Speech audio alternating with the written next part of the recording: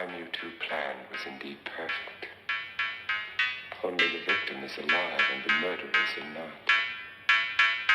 It's a pity you didn't know when you started your game of murder.